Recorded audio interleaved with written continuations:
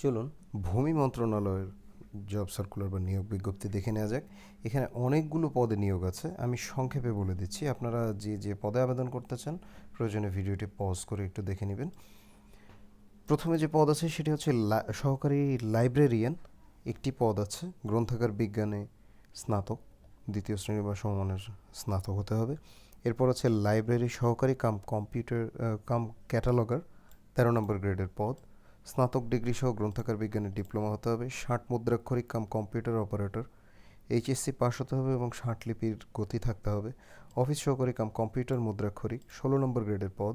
একটি পদ খালি আছে, এখানেও টাইপিং স্পিড থাকতে হবে কম্পিউটারে। ইলেকট্রিশিয়ান, 16 নম্বর গ্রেডের পদ।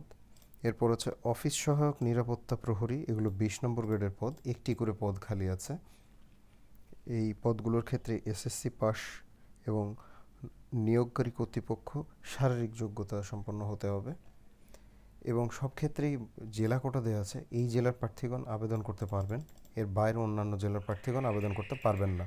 সুতরাং আবেদনের পূর্বে আপনারা দেখে নেবেন যে আপনারা সেই জেলার প্রার্থী হন কিনা।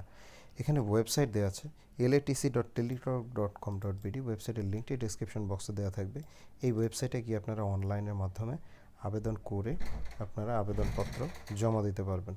আবেদন করার সর্বশেষ তারিখ 30শে এপ্রিল 2019 বিকাল 5টা, অর্থাৎ 30শে এপ্রিল 2019 বিকাল 5টা পর্যন্ত আবেদন করতে পারবেন। এবং আবেদন করার পর 1 থেকে 5 নম্বর ক্রমিকের জন্য 100 টাকা, মোট সার্ভিস চার্জ সহ 112 টাকা, এবং 6 থেকে 7 নম্বর ক্রমিকের জন্য 50 টাকা, মোট 56 টাকা টেলিটকের মাধ্যমে পরীক্ষার ফি হিসেবে প্রদান করতে পারবেন।